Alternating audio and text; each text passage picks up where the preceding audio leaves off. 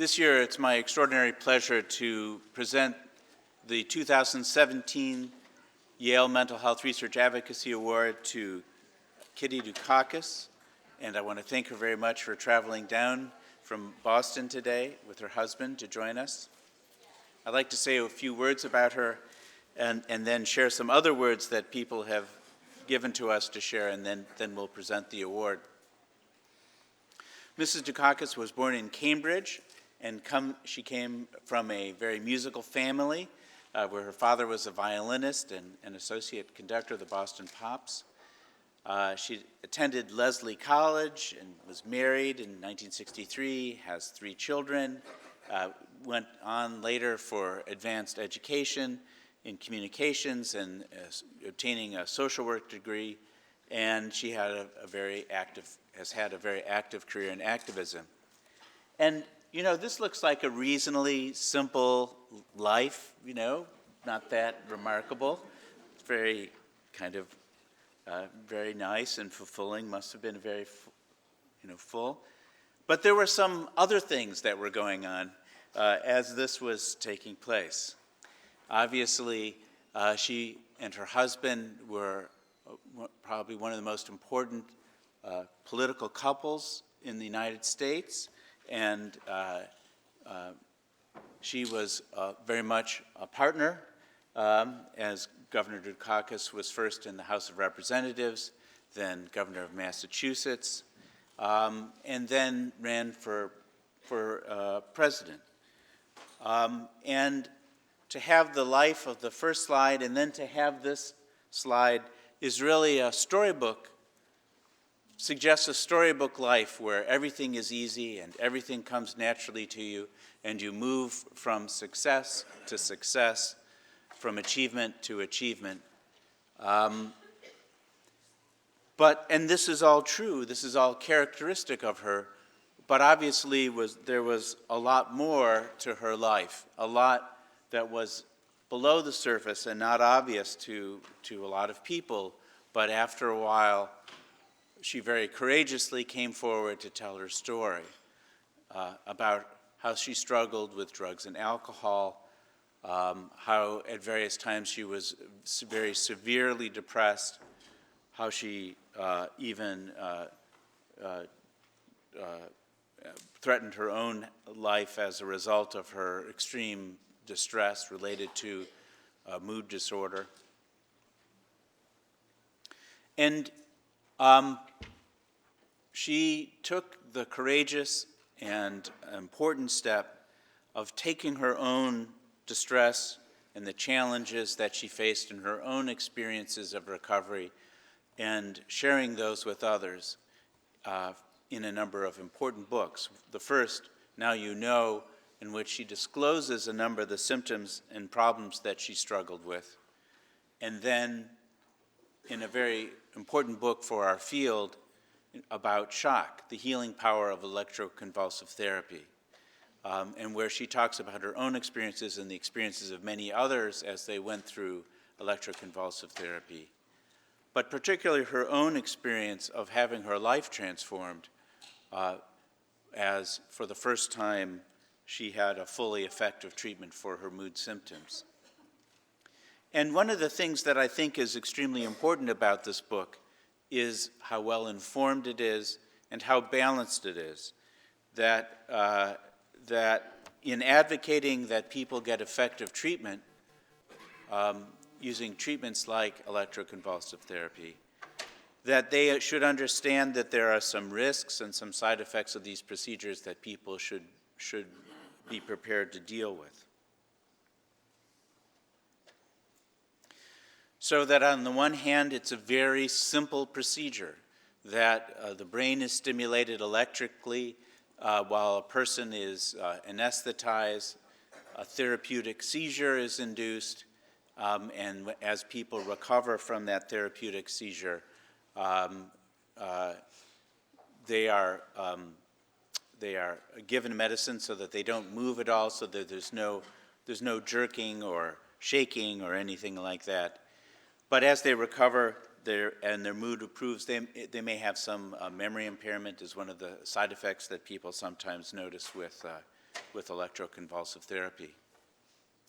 I just want to share a few of her writings, and she will have the opportunity to expand on them to the extent that she would like to. But I think that I excerpted some quotes that I think very powerfully illustrate how transformative ECT can be and how important it is to think in a realistic way about it. So, for example, she speaks to hope that comes from ECT, about how electroconvulsive therapy opened a new reality for her, given her a sense of control and a sense of hope. And then she talks about how overstated the risks of ECT are. And she says, in some ways, ECT is less traumatic for me than going to the dentist, and certainly less frightening than a root canal. And those of us who've had a root canal know how scary a root canal can be. And she talks realistically about the memory loss, which is, like chemotherapy, ECT is a toxic treatment for a crippling disease. Like any surgery requiring anesthesia, it carries risks. And like the electric paddles that the cardiologists use to shock a fibrillating heart back to rhythm, ECT is not a cure, but can offer relief and even remission. In other words, depression is a serious illness, and sometimes it needs serious treatment. Why is advocacy for ECT so important? Why is advocacy in general for mental health and treatment so important? One of the reasons is that there are groups that are actively trying to reduce the access to ECT.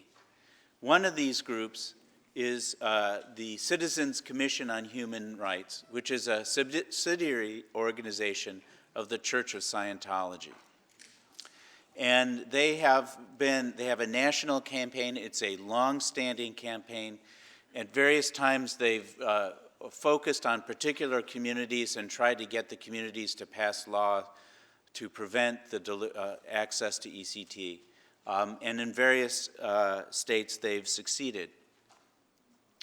Sometimes they focus their efforts on antidepressant medications. Sometimes they focus their effort on ECT. At various other times, they've focused their efforts on antipsychotic medications, and always under the guise of a very neutral-sounding organization like the Citizens Commission on Human Rights. But this is an extreme organization, and the organization that is raising concerns about the efficacy of ECT is also making claims about psychiatry, that psychiatry is destroying religion and creating evil. And if any of you have any questions about that, let me reassure you that psychiatry is not destroying religion and not, generally speaking, creating evil. In fact, we're trying to create good and support people finding meaning and hope in their lives. But what these kind of stigmatizing campaigns do is they prevent people from seeking treatments that can be very helpful for them. What they do is they discourage psychiatrists from delivering treatments that can be very helpful to them. And the consequence of that for electroconvulsive therapy, the treatment that transformed Mrs. Dukakis' life, has been some decline in the delivery or access to ECT. In other words, the percentage of hospitals offering ECT declined by about 5% from 1993 to 2009, from 14.9% to 10%. Now you might say, you mean only 14.9% of hospitals deliver ECT? And the truth is that this gets back to what I was saying in some of the opening comments, which is that what we are trying to do here at Yale and a number of centers are doing around the country are to create these centers for interventional psychiatry where all of the treatments that are definitive for the various psychiatric disorders like ECT, like ketamine infusion, which you're going to hear about, like transcranial magnetic stimulation, can get broader access. But the reality is that that only a minority of clinical centers are delivering these treatments still. That reduction in percentage means that a decline in the number of hospitalizations getting ECT from 12.6 per 100,000 to 7.2 per 100,000, and a decline in hospitalizations specifically for treatment-resistant depression getting ECT by almost half. And what's particularly distressing, and I'm afraid that this is the way that things tend to go, which is that the vulnerable populations are the groups that are most disadvantaged as access gets decreased. So the groups that have been the most likely to become less likely to get ECT are the elderly, where ECT is often very effective, particularly for people who can't tolerate the side effects of medications, the poor, and the underinsured. So the advocacy work that Mrs. Dukakis is doing is not only meaningful, moving, and important, but it's essential that when we have treatments like ECT that are effective, that we have advocacy that can balance the public discourse related to ECT so that when a group decides that they want to attack it based on whatever the motivation is for attacking it, that there are also people who benefit from it and who can speak directly to the efficacy and safety of these treatments. We're here today in part to celebrate what the New York Times has said as called Mrs. Dukakis the evangelist of ECT. I would say the leading spokesperson about the importance of this treatment. And this gets back to where we started this morning as well, which is stigma. And I love these quotes from Mrs. Dukakis. Silence is an old story for the mentally ill. Most would not hesitate to tell family, friends, and even bosses if they had cancer or diabetes. Yet they rightfully worry about being branded defective if they admit being mired in depression, on a manic high, or worse still, listening to voices that only a schizophrenic can hear. We're here because we can share those kinds of stories amongst ourselves and because we can make a difference. So before I present the award, I wanted to share just brief comments from two other people who wanted to take part in today's events, but were unable to attend. The first is Senator Chris Murphy, who's been a very, as you know, a very outspoken advocate in advancing legislation such as the Mental Health Reform Act of 2016. He says of Mrs. Dukakis that she's a vital voice for the mental and physical experiences of living with depression and addiction. Kitty's keynote today will shed further light on where we have been and where we are going. He wanted to extend his thanks and appreciation to her and to all of us for being together today. And the other is a certificate of recognition from Senator Blumenthal, the senator from Connecticut, who wanted to be here to present her with this certificate in honor of receiving the 2017 Mental Health Research Advocacy Award from the Yale Department of Psychiatry. So at this point, it's my tremendous pleasure to invite Mrs. Dukakis up to the podium to receive her award.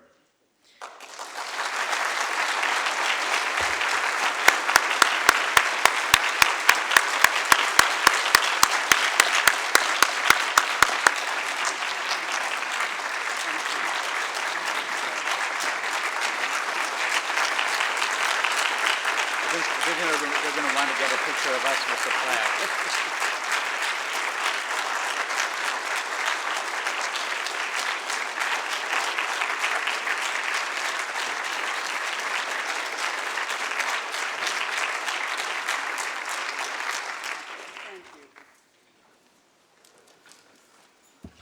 Wow.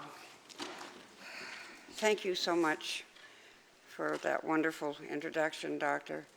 and thank you for your warm response to my being here. I'm delighted to be here. I don't love and relish getting up at 4:30 in the morning, and I'm fortunate in having a husband who doesn't sleep very much, and he's oftentimes long awake at that hour in the morning. So I knew that even though we set an alarm, that my husband would be there to wake me up if I didn't wake up with that.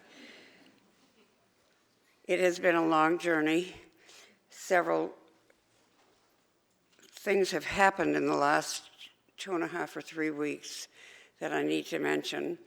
One of the exciting things is that after talking with my extraordinary psychiatrist, Dr. Charles Welch, he and I and Michael met and decided that I didn't have to have ECT any longer, even as the other.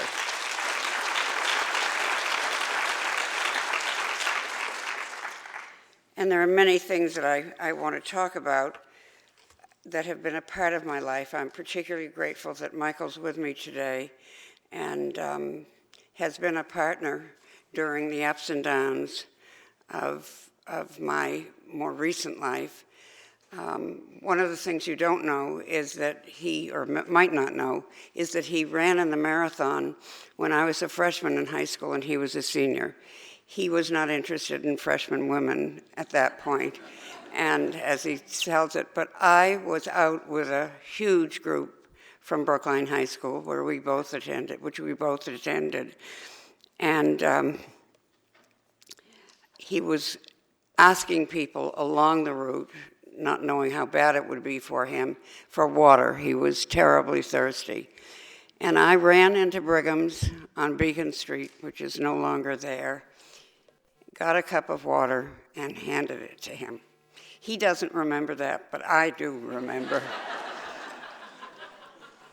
And some of the things that are momentous that are going to happen, which occurred just a short time ago, 3 weeks ago, Michael and I were still in California. We are there every winter. I am not a lover of the winter days. And 3 weeks ago, as we often do, we attended a Greek event in Los Angeles. And a woman came up to me and started talking to me about the work she did. This was a woman who does prostheses all over Cambodia and takes groups of 30 and 40 medical students, interns, residents, and surgeons to Cambodia to operate on the hundreds of thousands of people who have been injured with bombs, many very recently. And so she said to me, I know about your work with Cambodian refugees, and I'm wondering if you would like to join our group. Well, I had been in Cambodia, but just at the border, the Thai-Cambodian border. And of course I said I would love to go. And so on the 19th of June, I will be traveling to Cambodia for my first visit inside the country, and I am so grateful. I'm also grateful, and Michael has been a part of it, I helped to bring 151 Cambodian young people who had lost all of the members of their families.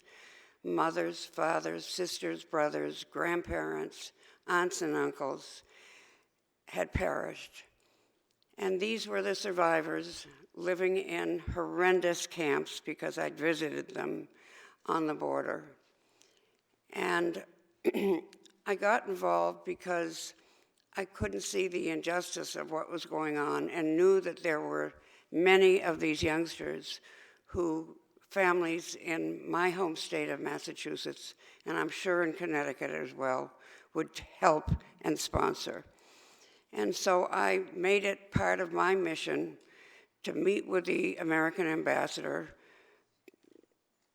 John Gunther, not the John Gunther, as Michael says all the time, who we all know, but who was the ambassador at that time to the United States. And he had refused all of the other requests to send these kids out to the United States. And so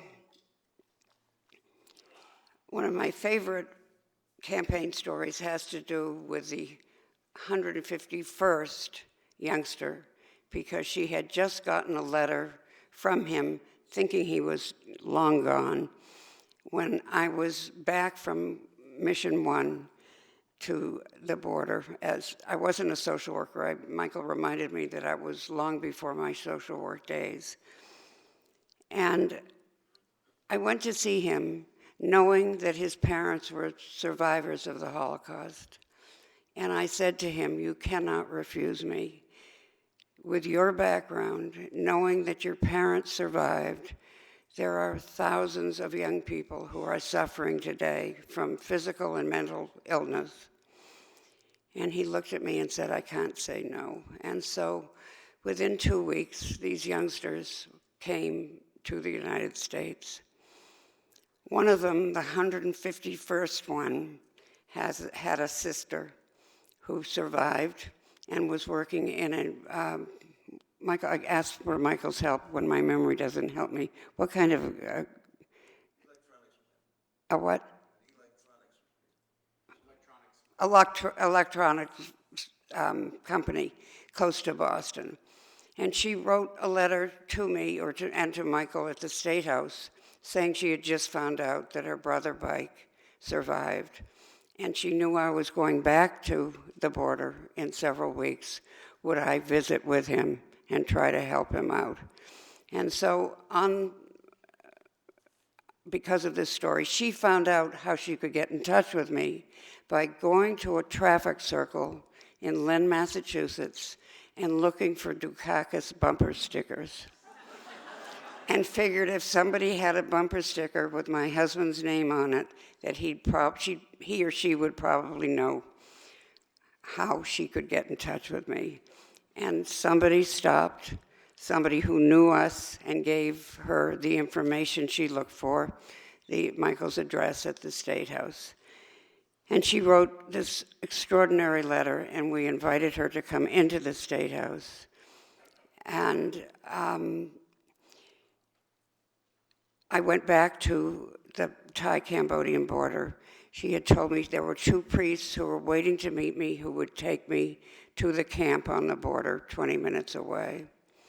And so that's how this 151st young person happened to come to the United States. I went back. These 2 priests met me and took me to meet Bike, who that was in 1985.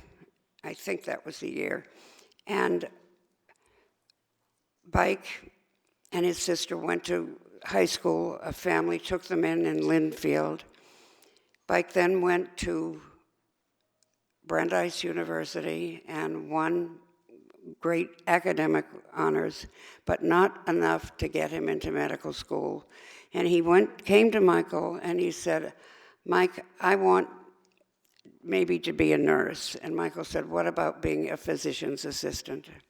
The school where I teach has such a program. And so Mike went to that school, did well, and became a physician's assistant. We have been told by the head of the Lowell General Hospital that this young man has been the best medical person in that hospital. And today he not only performs other medical duties, but he heads the methadone clinic at Lowell General Hospital. I called him when I found out I was going to Cambodia. The woman who runs the program told me that I could invite him to join us. And for the first time, he discussed with me the fact that it was too difficult a trip for him to go on at this point, that he wasn't ready.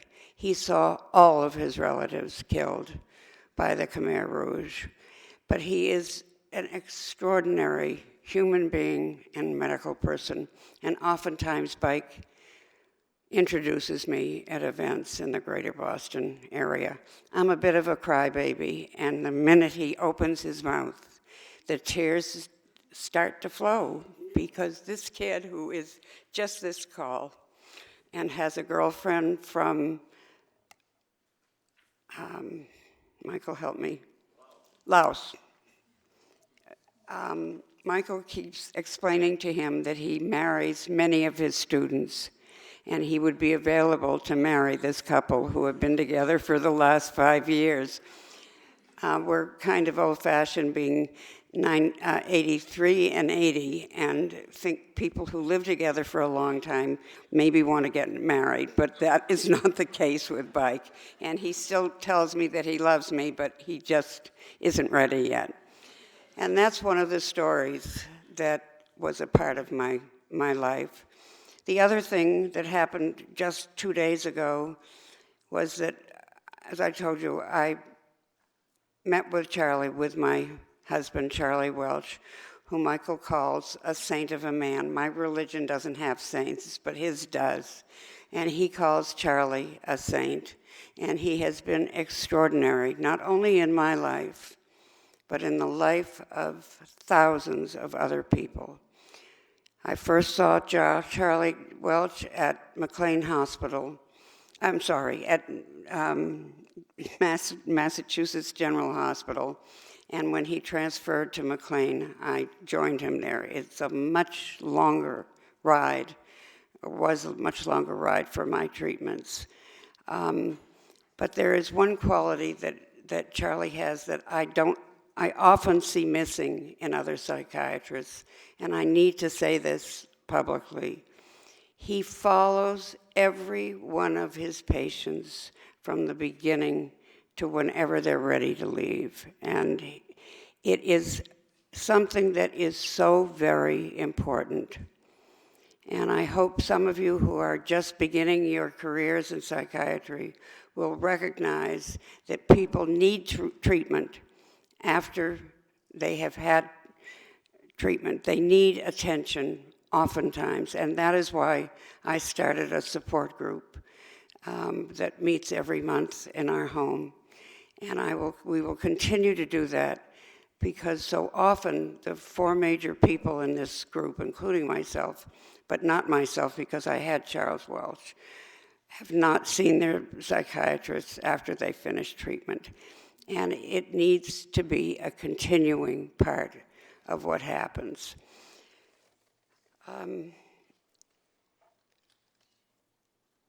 Michael and I are blessed with 12 grandchildren. We have 3 children of our own.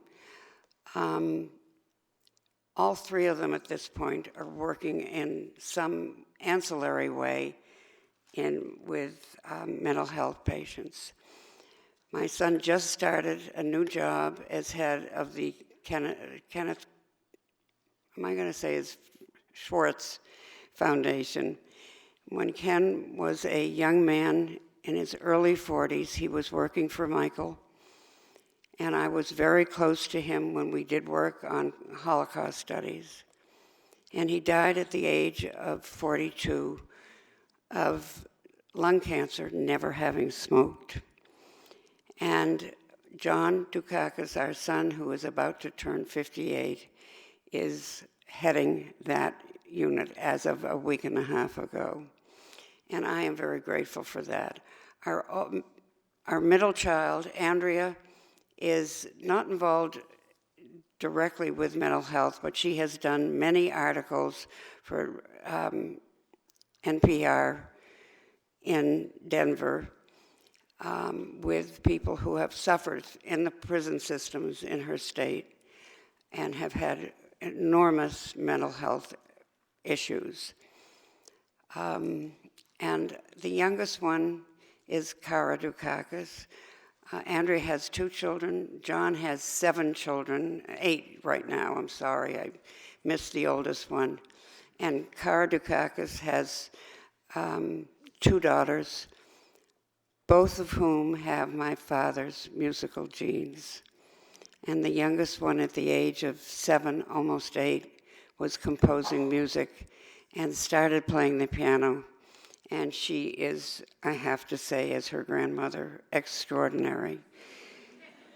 The other one is 3 years older, who has a glorious soprano voice and sings and dances in productions and has been since she was 12 or 13 years old. So I'm very close to all of my grandchildren. One of them graduated from Bates 7 years ago, and one of them is, every time I think about this, the tears start too, is coming to Boston to go to Tufts University. And Andrea kept warning us that the competition was so difficult that Nico would not make it. And she just didn't want us to go into a deep depression after that. He was accepted. He is delighted he's going, but he has this habit, and I'll just share this with you. And somebody gave me an idea to tell him, but they call me Gigi because the older one couldn't say Grammy. And he said, Gigi, I'm trying to get am I your favorite grandchild? And I keep saying, and he said this many times to me, and I keep saying to him, I can't do that. I can't say that. You know, there are 12 others, but he is my favorite. And he is coming to Medford and wants to know if he can bring some friends to come on weekends, and we said yes. And his grandfather will make waffles for them or pancakes, whatever they want. So I'm delighted to be here. I haven't talked a lot about my own treatment, which was quite glorious. I have very little in terms of memory issues in my life. I did at the beginning, and I did have some right after I had treatment. And several times, going to pick up Michael Dukakis at his office at Northeastern, I lost my way and had to stop and make a phone call to Michael to find out where I was and that was about it. When people tell me about that memory issue, I explain to them that I can't help much because that has not been a major problem. Forgetting about things has been, but my sister has never had ECT, and she has a worse memory than I do right now. So, so much for real research. Thank you very much for listening.